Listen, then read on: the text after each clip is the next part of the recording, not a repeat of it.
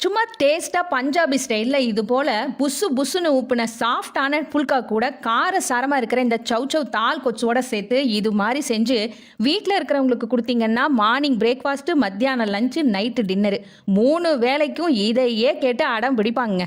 இதை செய்கிறத பார்க்குறதுக்கு முன்னாடி நீங்கள் இன்னும் சோறு முக்கியம் சேனலுக்கு சப்ஸ்கிரைப் பண்ணாமல் இருக்கீங்க அப்படின்னா உடனே சப்ஸ்கிரைப் பண்ணிக்கோங்க. சரிங்க, இப்போ இது செய்கிறதுக்கு தேவையான பொருட்கள் என்னென்னு பார்த்துடலாமாங்க. சவ் காய் ஒரு 1/4 கிலோ, 50 கிராம் சின்ன வெங்காயம் பொடியாக நறுக்கினது, 8 பல் பூண்டு பொடியாக நறுக்கி வச்சுருக்கோம், தனி மிளகாத்தூள் 2 ஸ்பூனு, 1 ஸ்பூன் ஜீரகத்தூள், மஞ்சத்தூள் 1/2 டீஸ்பூனு, 1 ஸ்பூன் கடலைப்பருப்பு, 1 ஸ்பூன் உளுந்தம்பருப்பு, தேவையான அளவு உப்பு, தக்காளி 150 கிராம், தாளிக்க எண்ணெய் 50 ml, கடுகு சிறிதளவு, கருவேப்பிலை கொத்தமல்லி கடைசியாக சேர்க்கறதுக்குங்க. அடுத்தது ஃபுல்கா செய்கிறதுக்கு தேவையான பொருட்கள் என்னென்னு பார்த்தலாங்க. 1/2 கிலோ முழு கோதுமை மாவு வாங்கிட்டு அது பிசையறதுக்கு 200 ml தண்ணி எடுத்துக்கோங்க. மாவு பிசையறதுக்கு தேவையான அளவு உப்பு, புல்கா தேய்க்கிறதுக்கு 500 கிராம் மாவுலேருந்து இந்த 50 கிராம் வரமாவை எடுத்து வச்சுக்கோங்க. இப்போ இந்த மாவை தேவையான அளவு உப்பு போட்டு தண்ணி சேர்த்து இது போல் நல்லா சாஃப்டாக சப்பாத்தி மாவு பதத்தில் பிசைஞ்சு வச்சிடலாங்க. ஒரு அரை மணி நேரம் இது ஊறட்டும். நம்ம அதுக்குள்ளே சுவையான சவ் தால் கொச்சுவை ரெடி பண்ணிடலாங்க.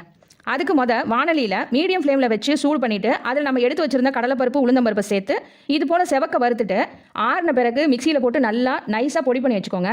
இப்போ இதே வானலியில் 6 ஸ்பூன் சமையல் எண்ணெயை சேர்த்துட்டு எண்ணெய் சூடான பிறகு கடுகு சேர்த்துருங்க. இது நல்லா பொரிஞ்ச உடனே கருவேப்பிலை சேர்த்து ஒரு தாளிச்சு விட்டுட்டு பொடியாக நறுக்கிய சின்ன வெங்காயம், பூண்டு 8 பல்லு இது போல் பொடியாக நறுக்கினதை சேர்த்து நல்லா வதக்கி விடுங்க.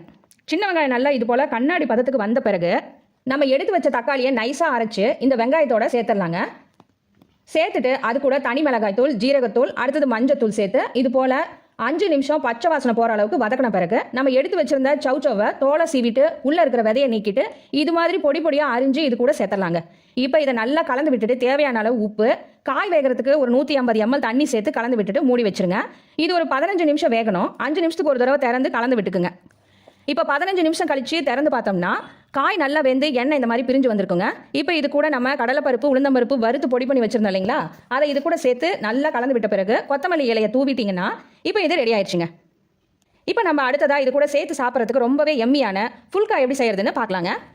இப்போ நீங்கள் குறைவாக ஃப்ளேம் வரதில் தோசைக்கல்ல வச்சு அதை சிம்மில் வச்சுக்கோங்க. அதிக ஃப்ளேம் வரதில் டோஸ்டர் கிரில்ல வச்சுக்கோங்க. இப்போ இதை பற்ற வைக்க வேண்டாம். இப்போ நம்ம மாவை இது போல் மீடியம் லெமன் சைஸில் உருட்டி வரமாவில் தொட்டு எடுத்து இந்த மாதிரி ரொம்ப மெலிசாவும் இல்லாமல் மொத்தமாகவும் இல்லாமல் மீடியம் சைஸில் தேய்ச்சிக்கோங்க. இதோட அகலம் பெரிய சைஸ் அப்பளம் அளவுக்கு இருந்தால் போதுங்க.